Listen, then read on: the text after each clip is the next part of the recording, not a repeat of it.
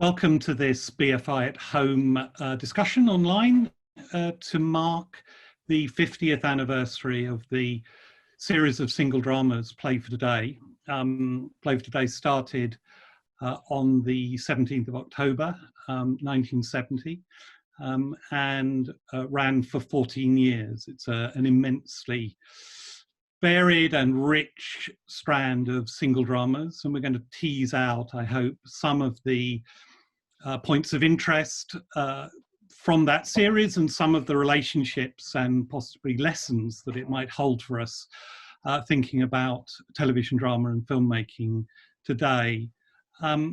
We've got with us one of, I think it's fair to say, one of the great British drama producers, Ken Trodd, two immensely distinguished writers, David Edgar and Jack Thorne, and BFI curator Lisa Kerrigan. I'm going to ask you just very, very briefly to introduce yourselves before I ask you a more general question, and say what your relationship was and is to Play for Today. Maybe starting with Ken.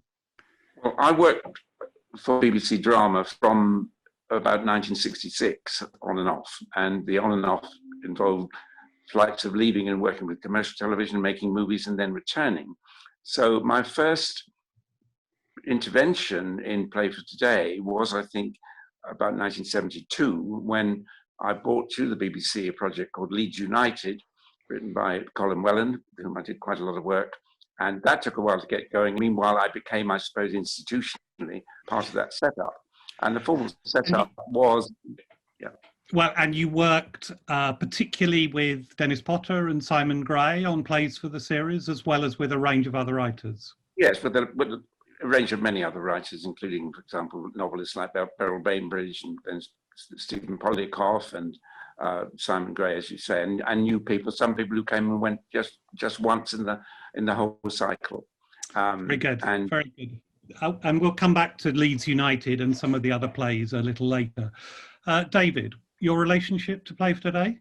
Well, I'm one of the oddities of Play for Today, in that both of the plays for Today I had were originally stage plays, which would be not completely impossible now, but much less usual. 27 of the 300 or so plays for Today started life in the theatre, and the first one was a play called Baby Love, which Ken produced, directed by Barry Davis, with an extraordinary performance by Patty Love, which I think could probably have been commissioned straight as a television play. It was made on film. It was a social issue play. It was about a woman who'd stolen a baby.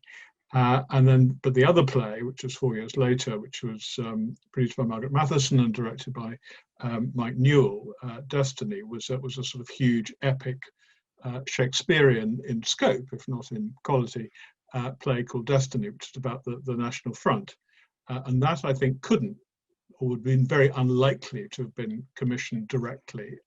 And so it went from an audience of a reasonably substantial number of thousands in Stratford and then in the West End in a production by the RSC to an audience of millions by the fact that Play for Today had that, in my view, very progressive policy. Very good. Jack, you didn't contribute to Play for Today. Indeed, were you even alive when Play for Today went out? I think I was 6 when it finished, sadly. Yeah. So do you have a relationship to it? What's your sense of it? I'm purely here as a fan, and I suppose as someone that's tried to write authored pieces for TV more recently. Very good. Give us, I know your credits reasonably well, but share some of the credits that you're most proud of recently, please. Oh, right.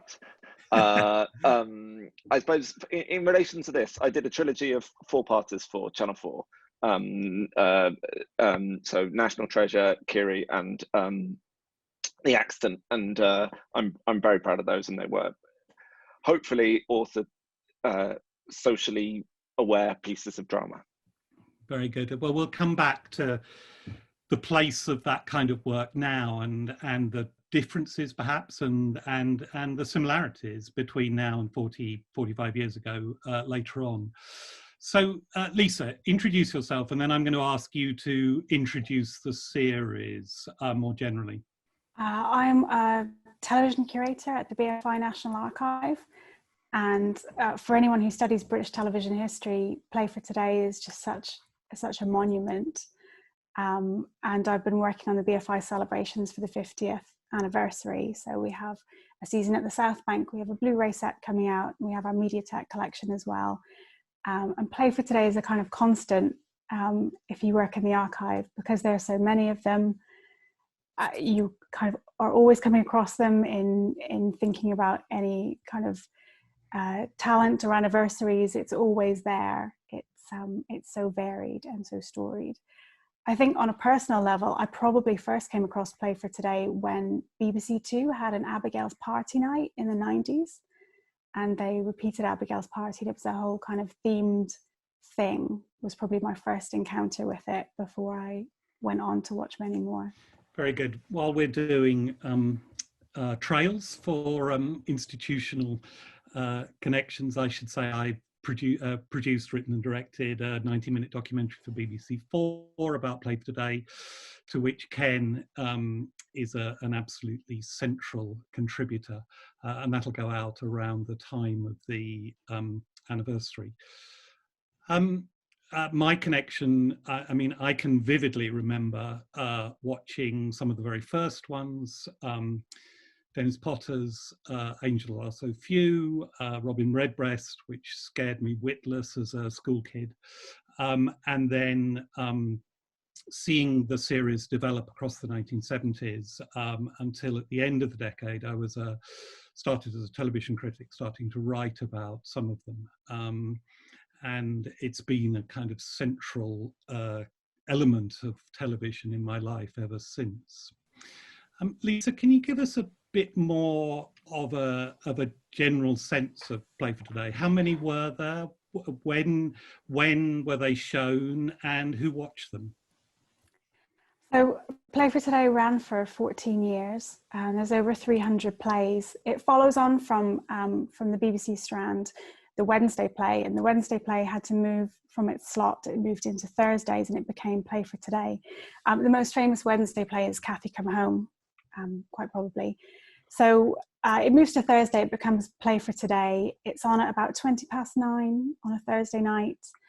And at that time, there was only 3 television channels. And so viewers would maybe have a short listing from the Radio Times suggesting what the play might be about.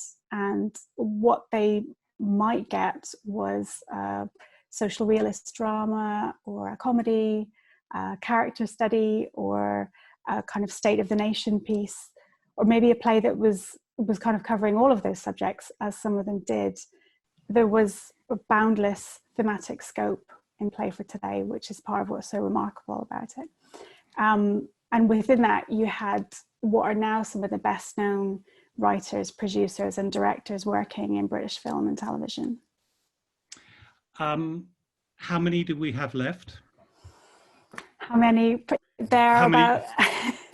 Personally in our archive, there are about 30 missing plays, which were on tape that was wiped, which was very much the way of things at the time. Videotape was very expensive, and what we have left from those plays are scripts and documents and reviews. We can think about how they were received, but unfortunately we cannot view them.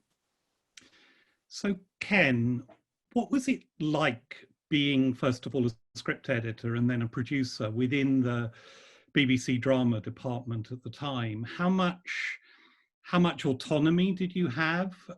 What was the process? What could you do as a key drama executive? Well, in theory, you could do what you wanted. I mean, I think producers, once they'd established themselves a little bit, were trusted to a quite extraordinary degree. And I suppose the average season would have been between 9 and 13. And there was a period when there were 2 different producers. At one time, I was working with Richard Eyre, another time with Irene Shubik, and so on. But I came and went, as I said earlier. And essentially, there was what was most remarkable is that there was no executive producer figure, even though we were working within what was called Plays Department, it later became called Films Department, there was no diktat, and there was nobody to take a credit saying, I'm representing the management. So we had a very kind of free hand, except that there were notorious instances where the management found trouble with the things that we're doing. I suppose the most extraordinary one would have been Brimstone and Treacle, one of Dennis's 2 best plays. That was banned for 11 years. But out of it came another blossom from Potter, which was Pennies from Heaven, because I was offered the opportunity of giving up 6 plays for today, taking that money and making what Dennis called a novel for television. And so that enlarged the tradition, but it was very much within it. And it seems to me those are 6 plays for today. But essentially, you went from piece to piece. You had to find the work. You tried to do as much as you could with new writers or to develop relationships with existing ones.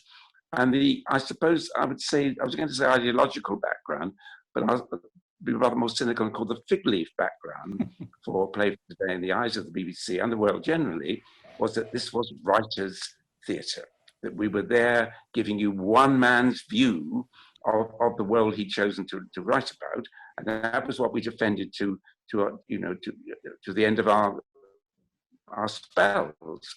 You did say one man's view of the world in terms of the centrality of the writer. It is very striking that the gender balance across the series is extraordinarily skewed male. How aware were you of that, and how much did you seek out and look for women writers to contribute? I would have to say there was no pressure from within ourselves or from the organisation to play gender. As it happens, the very first writer I commissioned, Lily Jones, was a woman. One of the others I much admired, and I think is still living, was Emily Lethbridge.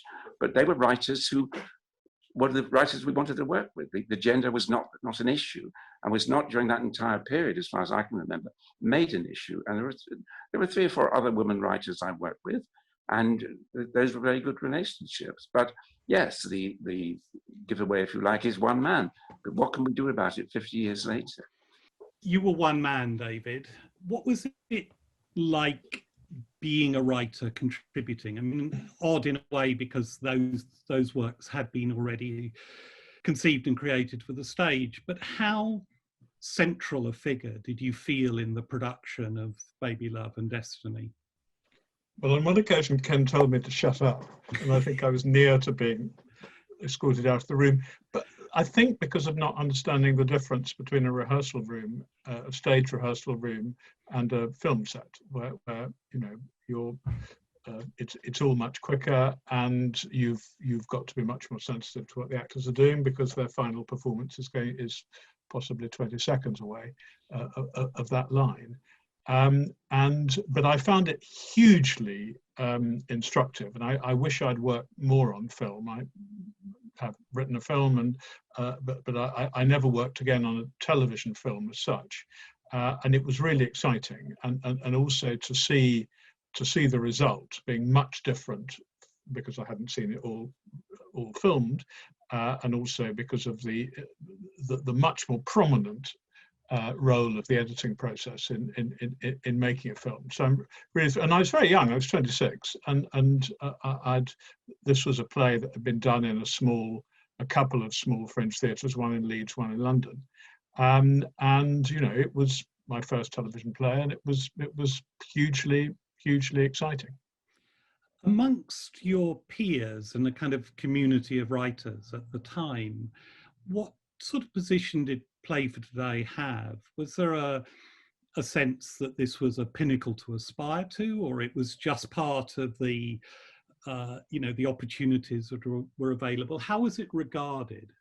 Well, I think it's staggering to look at the number of major stage playwrights who wrote for Play for Today, either in the sense of writing of their plays being, their stage plays being done, or indeed their writing original work, or in many cases both. I mean, Trevor Griffiths wrote 2 authentic masterpieces: the stage play Comedians, which is about a group of comedians in a comedian's evening class who do a performance, and then which is a picture of Britain in the mid-70s and much wider, and then Country, his play about the Tory party, and you know, those two are major pieces in any medium, and so it's I think we regarded the ease with which you could go back and forward as really exciting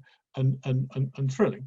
And I think it was, I mean, just how it was, I mean, because so many of the major pieces, particularly as the series was a bit defined by Wednesday Play and therefore by Cathy Come Home and At the Junction, you know, I think a gritty, angry view of working class life, and an anger which did indeed in a lot of work, including Days of Hope, which I know started out as something else but ended up being a place today, the Ken Loach, Tony Garnett kind of history of revolutionary politics in Britain in the first half of the century. You know, I think it did, it added up through all its myriad tributaries to a kind of grand narrative of you know, connected with a history, a British history of radicalism pre-20th century and then 20th century, and then saying that applies now. That's not something that you know is a matter of the past. That applies in the present tense of the 1970s, and certainly Destiny, which was about the renewal of British fascism in the form of the National Front, although it started life as a stage play, was very much, I think, within that tradition of saying, here's how you view society. And one important way of viewing society is via the prism of the past, and in my case, the battle against fascism in the 1930s.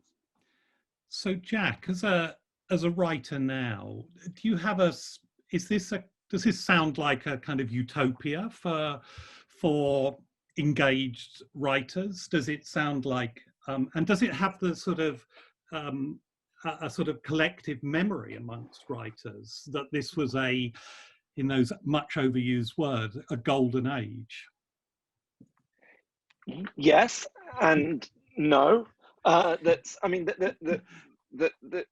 certainly when I came through whatever you call it. I started writing for television in sort of the mid 2000s, so 2005, 2006. When I finished the show that I was working on, which was a show called Skins, and looked out into the wider world, that was quite a bleak time. Now it's a lot more. There's a lot more authored television happening. You know, I May Destroy You. Fleabag. All these wonderful quiz. All these wonderful shows that are happening that are very writer-centered. So it's not quite the thing that it was. But television does have an access problem. Television is dominated by the same names. I'm one of them that keep writing stuff and keep getting their stuff made. And when you hear what Ken is saying about the fact that, you know, that he was looking for writers on stage, found them, and then found space for them, that would solve so many problems with the culture we've got in TV at the moment, particularly in regards to representation. You know, I work a lot in the disabled field. I can't tell you of any disabled writers that are getting their work on. You know, and Play for Today would be a solution to that. Just worth making one point about the two shows which Jack referred to, Fleabag and The Quiz, both of which, in a way that I think would have been impossible in the 80s or 90s, started life as stage shows, as did Chimerica, Lucy Kirkwood's Chimerica, as did Charles III, Mike Bartlett's play. And I think it's quite interesting. Sorry. As did Chewing Gum, Michaela's first show. And I know I May Destroy You was written specifically for television, but she came from a theatre tradition, absolutely.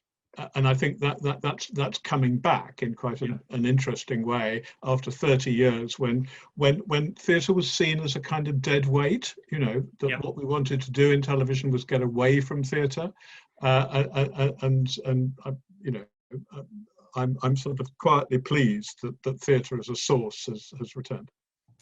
So let's think a little bit more about the politics of the series. I mean, is it fair, Lisa, do you think, from a slightly detached position, to look back at it as a left-wing series? Not when you consider the series overall, you can't, because there are so many plays. The ones that broke through, the ones that we think about as overtly political,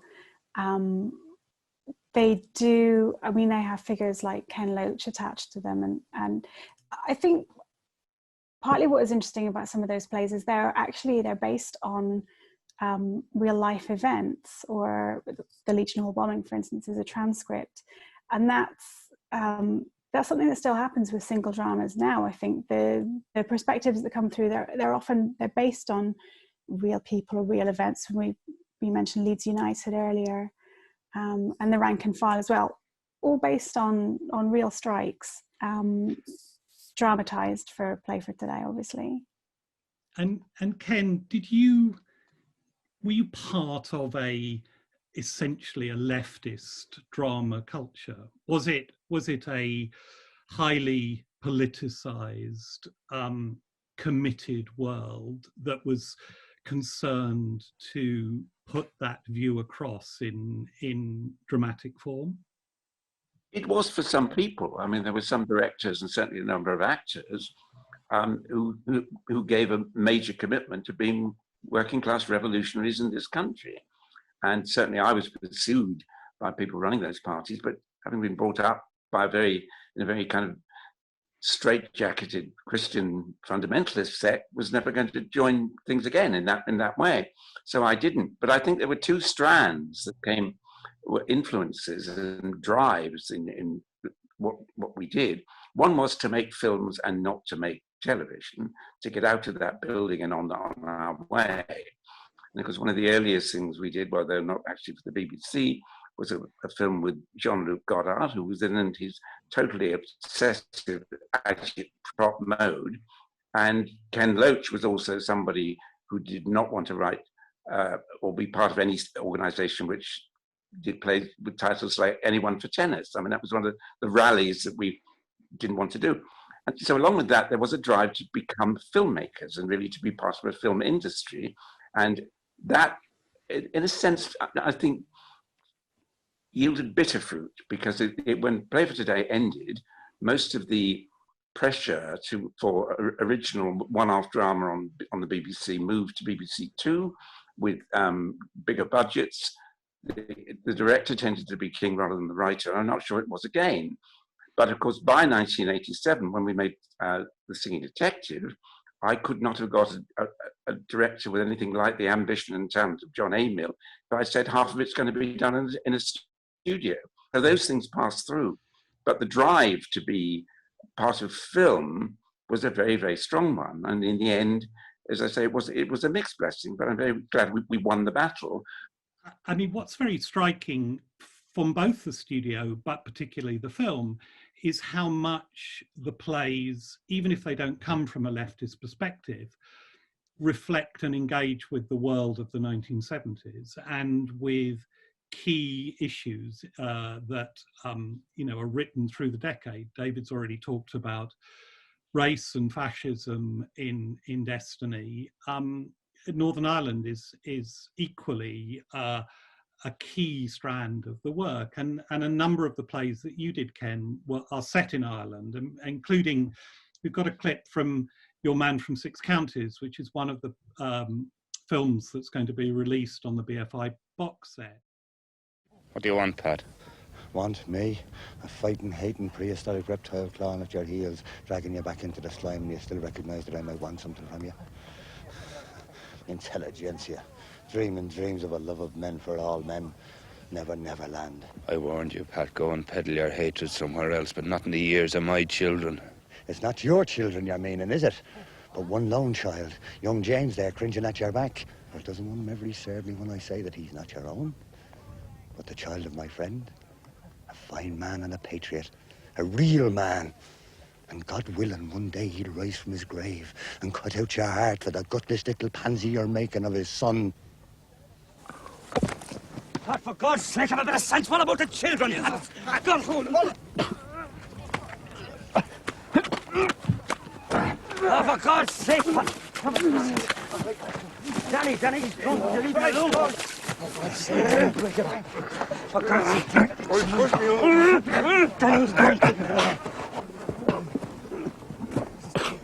Get off of me.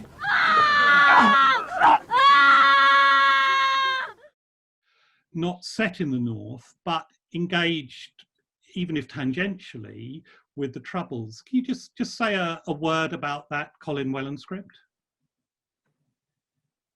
Well, I found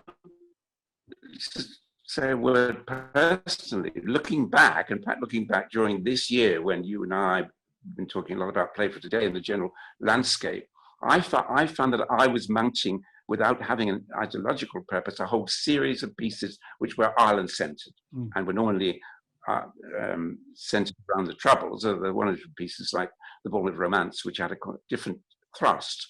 And suddenly, I had made 8 or 9 pieces, not all for Play for Today, about Ireland. And there was that preoccupation and the passion of that and the pride in that. It did begin with Your Man from 6 Counties, which is a story about a boy whose parents are killed in a bomb in Belfast and is then deported to live with his uncle, virtually on the border. It wasn't Northern Ireland or the South, it was on the border. And that managed to tell a story about what you do with a life like that. Then there we were, it was made in 1976, right in the heart of it. One of the things I also insisted on, which with the extraordinary support of the BBC we were able to do, is to do Ireland in Ireland. I don't think I ever shot a foot set in Ireland, which wasn't made there, and of course that had quite a lot of edge to it. But that was something that is there, and there is that body of work which you could say is crusading. Not all of them are totally successful, but Your Man from 6 Counties, partly because it was the first one, is one I'm particularly proud of and delighted to see that it's going to be a greater currency on the DVD set. Very good. I mean, one of the other lines that obviously runs through the 1970s, which I think it's fair to say the series doesn't deal with as centrally or as successfully in a way that it does with Ireland, is race, is questions of Britain dealing with the end of empire, dealing with immigration, dealing with, apart from Destiny, one or two others, Murder Rap, for example, a Michael Hastings play. But it's very striking, and Lisa, I don't know if you've got any thoughts on this, but it's very striking how few of the plays are written or even co-written by non-white writers, and actually relatively few having central major roles for the extraordinary generation of Black and Asian actors who are beginning to make a mark in the theatre, but not, I think, on television. Yeah, it is a shame, and I think as well, I think one of those plays is In the Beautiful Caribbean, which is lost, I think, by Barry Record. We do have A Hole in Babylon by Horace Ove, which is a fantastic play and really seems more vital than ever. We have that in the BFI South Bank season, but yes, it's there are a few plays, not enough. Probably, I think everyone would agree. The series, I think it's fair, at least for me to say, rather dribbles to an end in the early 1980s. Although one of the major achievements in its final years is another a production of Ken's, United Kingdom, a script by Jim Allen, directed by Roland Joshua, which in a way tries to deal with the arrival of the Conservative government in 1979 under Margaret Thatcher, but maybe gets to grips with that or not. Ken, how do you feel about the politics of the series towards the end of its run and in United Kingdom? Well, I wasn't very much towards the end of its run, but United Kingdom was a giant, which we did do, and which was there, I suppose, partly as a continuation of Jim Allen's work with Ken Loach and Tony Garnett, but also was equally an attempt to give a voice to another creative figure who was Roland Joshua, who shot it shortly before he went off to do started his big movie career. And it was an attempt at a state of the nation piece. It was, the story is broadly, the working class take over, and we irrigate the place. And I suppose it is anti-Thatcher, but it's not specifically anti-Thatcher. And it was, again, an example of the BBC almost absent-mindedly allowing us to make something on quite a grand scale, where there's a great deal of innovation, a great deal of heart, and a great deal of passion, a great deal of conviction, which you would not find available, I think, at that period in any other medium. There weren't theatre plays like that. Jim Allen couldn't make it in theatre, and that piece makes its statement, and it's a grand statement, which again I'm very proud to have been part of. David, I think it's worth saying, of course, that at that point in the early 80s, a number of other things are happening. I mean, Ken's mentioned the move away from the single play, which I think eventually, inevitably made television drama less heterogeneous, though it produced some wonderful work, Voyage from the Blackstaff, Age of Darkness. But also at that point, ITV was moving in quite a different direction towards glossy costume drama. Brideshead Revisited, Jewel in the Crown, which I think led the BBC, I mean, from the outside, very much the way I'd observe it, led to a kind of BBC retrenchment or attraction, the result of which was endless Jane Austen, a lot of it done absolutely wonderfully well. But I think the classic BBC series, I mean, there was a period where you could not see anything on British television that wasn't from the perspective either of a doctor's surgery or a police station or the 19th century, and I think that was partly as a result of the death of the single play, and also a conservative, despite the left-wing plot view of the BBC. In terms of its wholesale embrace of the heritage industry, television as a whole, ITV and BBC, embraced a crucial element of Thatcherism with great zeal. And of course, what else is happening then, and Lisa kind of referenced this earlier, it's exactly at the moment when the stable duopoly of the BBC and ITV is beginning to break up, first with the arrival of Channel 4 in 1982, and then with Sky and a plethora of other channels and services coming online, so that the sense that the public service responsibilities of television that had been protected and given a sort of secure financial and ideological sort of basket before that fragmentation was falling away and fragmenting. And I think there's a very strong argument to be made about the correlation between the disappearance of the single play and that fragmentation of television as a whole. I think we've given a strong sense of the sort of political drive of many of the plays, but Lisa, it's not all kind of grim social realism calling for a revolutionary change, is it? It is a very varied series. Absolutely. Give us a sense of some of the other kind of elements that there are in the series. Well, thinking about comedy, Abigail's Party is one of the best known, and I think the kind of the starting point for so much contemporary British comedy as well is right there in Abigail's Party.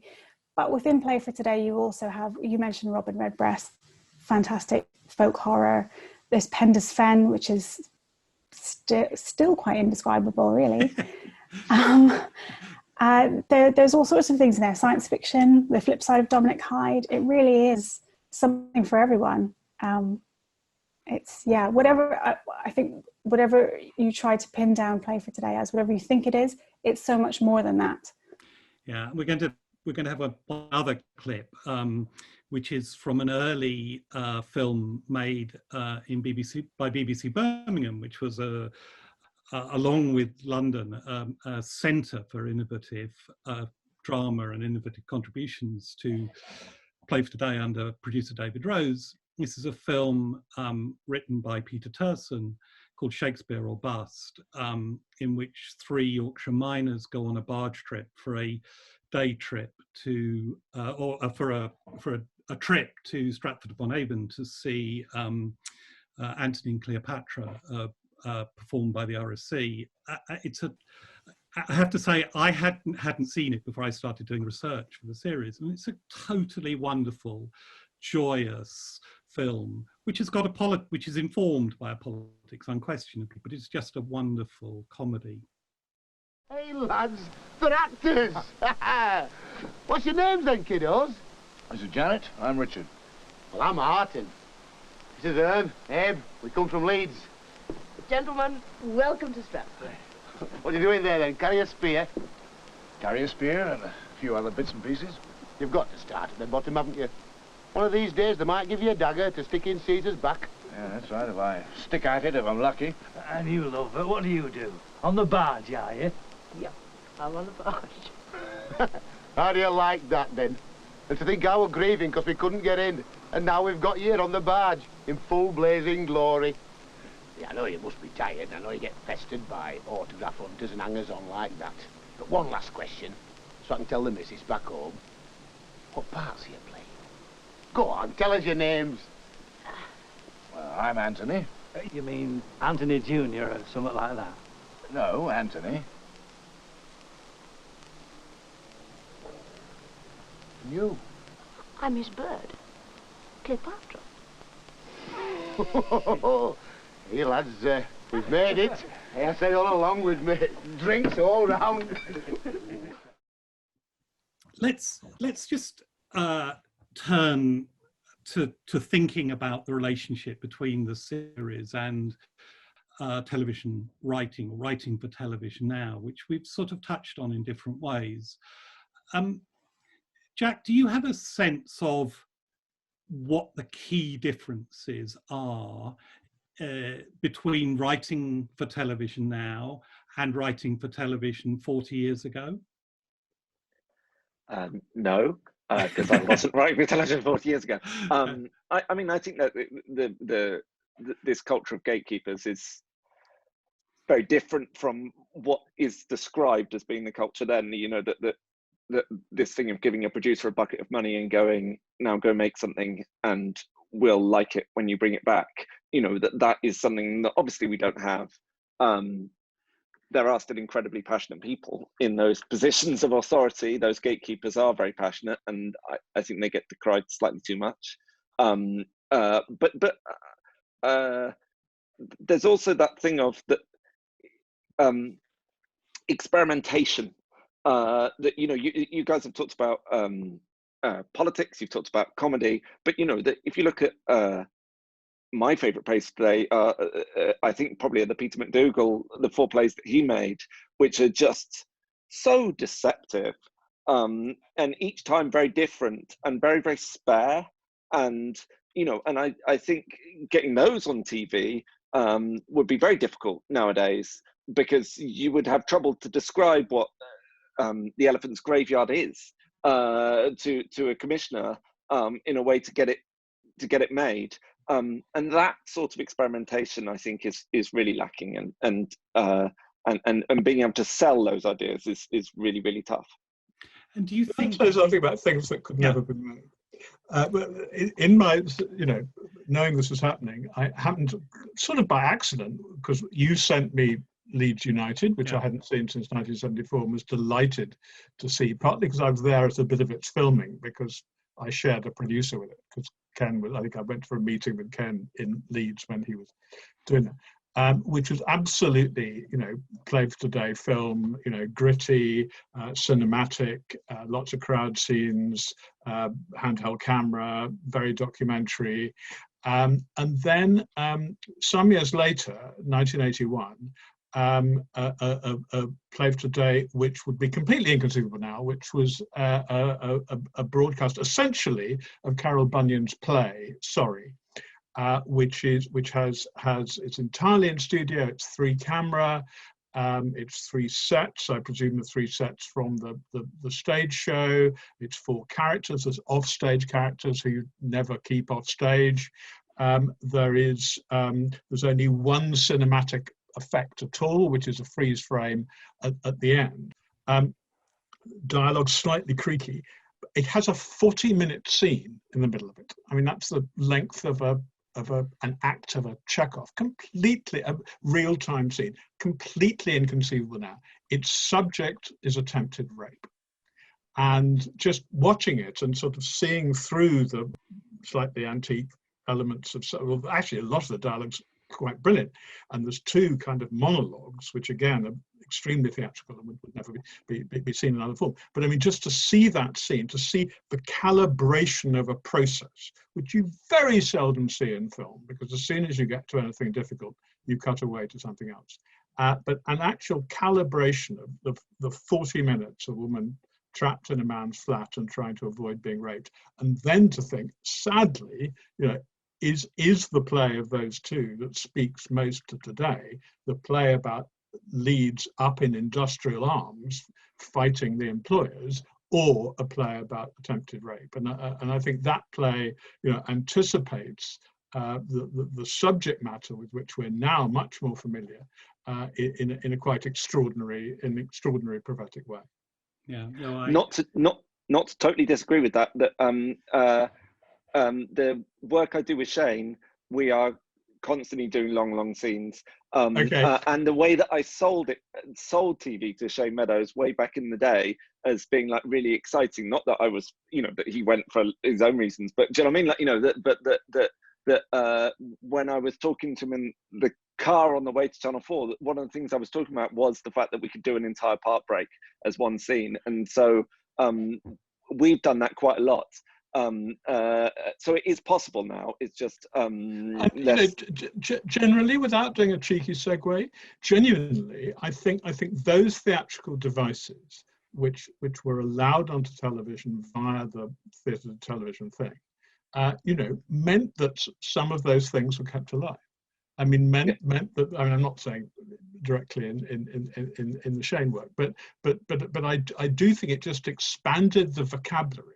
And there were certain things that you know, you saw in the, I hope in mine, in the plays that started life on stage, which wouldn't have been on television without theatre origination, and wouldn't be on television now, and sort of said, you can do this. Yeah. No, I like you, I'm a huge admirer of that Carol Bunyan play, which is a remarkable piece to see now, 40 years on, for its engagement with issues of consent and so forth.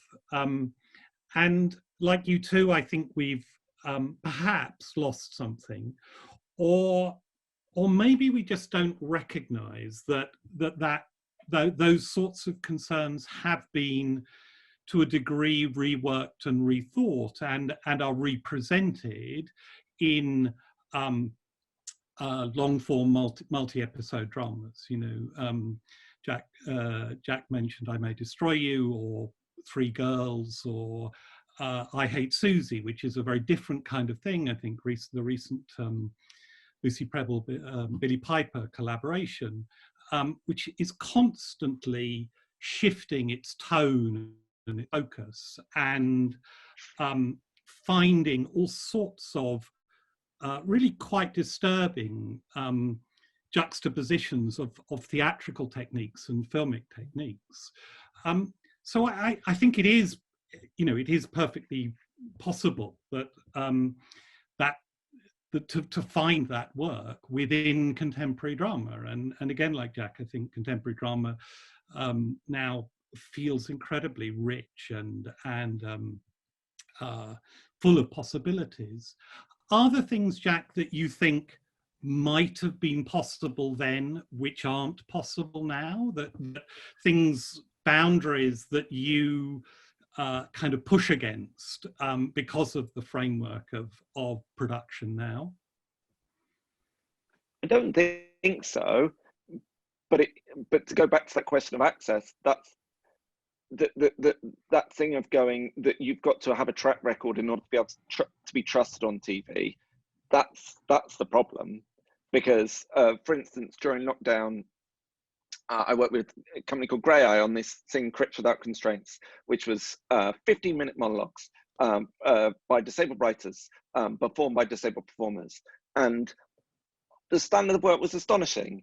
And those are the sorts of writers that we need on TV, because at a time when disabled people are being stigmatized, and at a time when disabled people are not being supported by this ridiculous government, you know, getting those voices and creating that empathy is so crucial. And if they haven't got an outlet on TV, then shame on TV. They also don't have an outlet on television, on theatre either, by the way. You know, these are people that have been ignored by everyone. But you know, the TV could challenge that and should challenge that, and a format like this might allow that. Very good. And welcome back, Ken. I'm sorry we lost you briefly there. We were just reflecting on the differences between making work 40 years ago and making work now. What's your sense of what's possible now that wasn't possible then, or the other way around? What's impossible now, which you were able to develop and create on television in the 1970s? Well, it was possible then because you were enabled to do what they'd asked you to do. It's as simple and fatuous as that.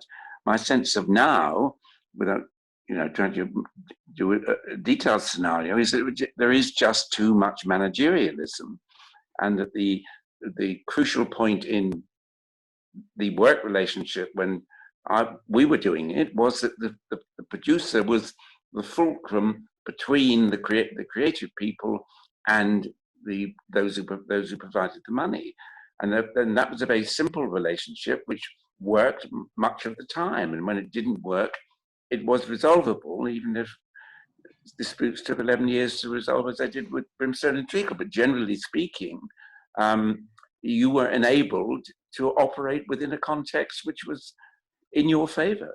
And my sense now is, and I don't know personally very many of the current managers, I know one in particular, who I won't specify because it would immediately identify who it is, whose judgment on occasions when I really social rather than professional, I thought, really, this is the person who's running this organization? But what's the value of jibes like that for me? I don't know, but certainly my sense is that the connection is not there and the trust is not there. Whereas at the time we were talking about, the trust was there because they needed the product. And there's a sense that about Play for Today that it's there because they had to fill that air, and they had responsibilities politically and otherwise which are quite different from what they are now. Now I think we have a BBC which is desperately surviving.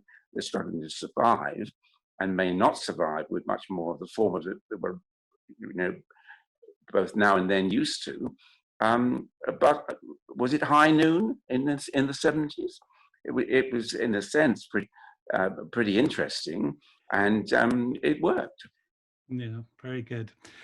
I think, sorry, just Lisa, to follow up on that, speaking of having to fill air, I thought it was so interesting that during lockdown, ITV came out with these short 15-minute dramas, Untold Stories, and was it Lockdown Stories? Yeah. And that was for the first time in a long time, very short, only 15 minutes, but single dramas in prime time, not by first-time writers, by established writers, but it was an interesting thing to pop up in the moment that we're in, I thought. One last thought, and then I've got one last thought, and then when I've got a final question to ask each of you. Lisa, this is, as we've said, an extraordinary legacy of some 270 plays, but it's actually incredibly hard, despite the efforts of the BFI, the box set, the Mediatek, where you can see around 100 of them. It's very hard to get to see these plays. And is there some way in which we can all work to increase access to this work and have it available for people to study and enjoy and be inspired by, going forward? I think, I mean, as you know, if you're an academic studying these things, there are various ways and means. But it is a shame that you do have to come to the BFI Mediatek to view. It's around half of the surviving plays we have. It's about 130. And we're looking to add more when we can, when we have the resources to do that. We have got the Blu-ray box set coming out to kind of try and get more plays out there. It is difficult. The rights are quite, they're always complicated when it comes to archive television. And it's the volume as well. It's where do you start? I think that's kind of always an issue when you think about archive television. The things, it's a sort of self-reinforcing canon sometimes. The things that get remembered are the things that get repeated, are the things that are most accessible. And sometimes the things that are really valuable and interesting are the plays that no one has seen in a really long time. Okay, so my final question, and I'll start with you. If you could only preserve one of those 270 existing dramas, a favourite or one that you think kind of crystallises the world of the 1970s in a particular kind of way, which one are you going to keep? Answer that in a slightly, I suppose, dodgy way, not by saying this is my favourite, but saying that maybe there is one which has managed to establish itself despite it not being political, it not even being contemporary at that period, and it being very, very low budget indeed, which has the status of classic. And I'm sorry to say, or delighted to say, I think it's Blue Remembered Hills. And just tell us very, very briefly, for those who don't know Blue Remembered Hills. Blue Remembered Hills is a story of 7 children in a field in Gloucestershire in 1943 in the middle of the war. And the children are all played by adults, including Helen Mirren and Colin Welland. That's 2 cast members I can recall. I can give you the rest if you like. And it came about because Dennis and I we were kind of almost embarrassed with each other as to the freedom we had in coming up with Pennies from Heaven and couldn't finish it. I couldn't get there. And suddenly he called me and said, what about, we do 6 plays with kids played by adults? And I said, and I remember it was one of those early morning conversations, just instinctively and blindly, that's a single. And we went back to Pennies from Heaven.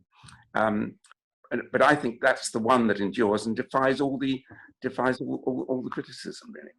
Lisa? Which makes it totally relevant and in a way totally irrelevant. Lisa, which one are you going to take to Desert Island? Desert Island play for today. That is just a terrible question for an archivist.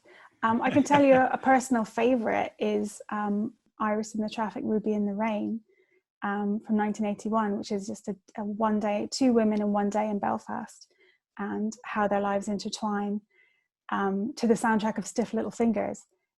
I just, as someone, I'm from Northern Ireland and I'm really moved by it and excited as well. And I just think it's really cool and it's just like nothing else. David? Well, you know that joke about the great conductor who's asked who's their favourite composer, and he said, "Oh, I think it would have to be Beethoven." They said, "Well, I'm surprised, Maestro, you didn't say Mozart." "Oh, I thought you meant apart from Mozart." And so, apart from Blue Remembered Hills, playwrights called David aren't supposed to like other playwrights called David. But I did think David Hare's Licking Hitler was a remarkable piece.